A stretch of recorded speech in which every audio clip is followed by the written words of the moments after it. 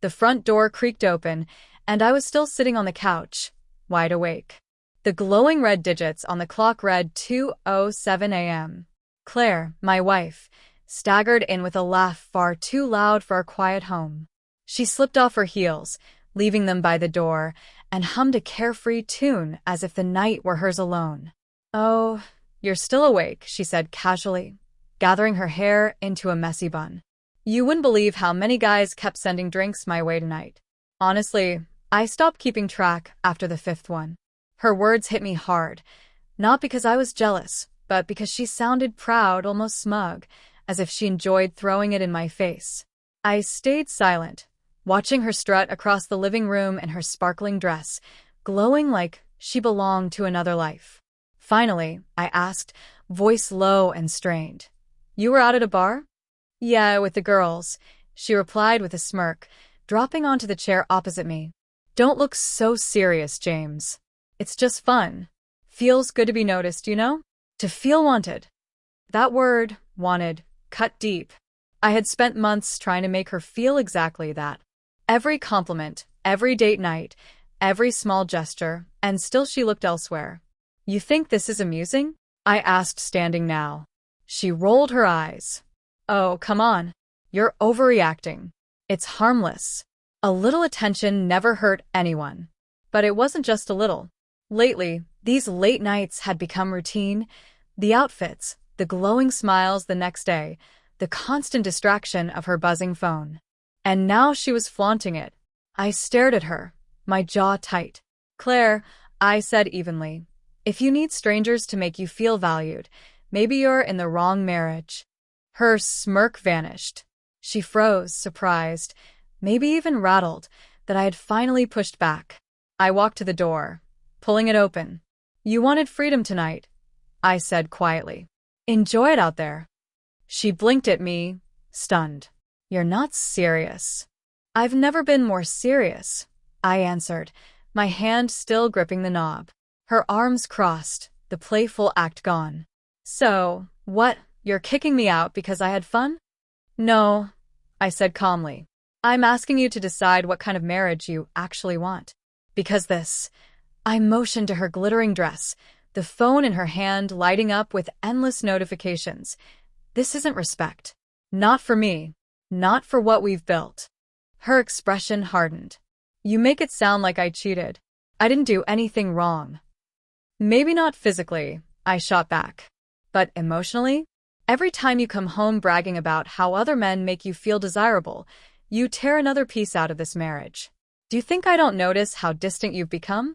How little time you spend with me?" Something flickered in her eyes. Guilt, maybe. But it quickly shifted back to defiance. "I just wanted to feel alive again," she whispered, her tone softer. "I've been stuck in the same routine.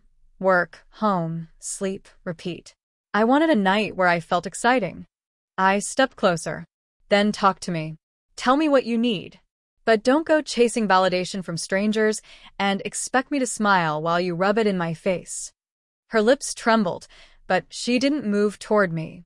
She stayed frozen, gripping her phone like it was a lifeline. "Look," I said, my voice cracking despite myself. "I love you, but I can't keep living like this, wondering if you'd rather be anywhere else than here with me." The silence stretched heavy between us. Finally, she set her phone down, her eyes shimmering. "What do you want me to do?" she asked, almost in a whisper. "Prove that this marriage means something to you," I answered. "Because right now, I'm not sure it does." Her shoulders slumped. For the first time that night, she looked small, like the party girl mask had slipped away. "I don't want to lose you," she said, her voice trembling. I forgot what it felt like to be appreciated." I nodded slowly.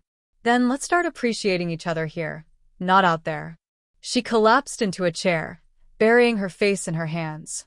"I'm sorry, James. I thought if I came home bragging, you'd get jealous and pay more attention to me. I didn't realize I was pushing you further away." Her words hit harder than I expected. Part of me wanted to hold her right then, but another part, the one that had endured too many nights of waiting and wondering why I wasn't enough, hesitated. "Claire," I said gently, this isn't about jealousy. It's about respect. If we're going to fix this, I need you to be honest with me and with yourself. No more games. No more trying to provoke me. Tears streaked her mascara. She nodded. I'll delete the group chat, she whispered. I'll stop going out like that if it hurts you this much. Just don't shut me out. For the first time that night, I believed her. I knelt beside her, resting a hand on her knee. I'm not shutting you out. But I need boundaries, Claire. I need to feel like I matter more than a bar full of strangers. Her lips quivered, but she nodded again, clutching my hand. You do. You always have. The heaviness in my chest lifted slightly, though I knew words alone couldn't mend everything. Then prove it, I said softly. Not tonight, but every day from now on. She squeezed my hand tightly. For a long while, we sat in silence, the only sound the faint hum of the refrigerator. That night, I didn't slam the door. I simply closed it. I let her stay. But deep down, I knew something had shifted. She had a choice to make, and so did I. For the first time in months, I felt like maybe, just maybe, we would finally face it together.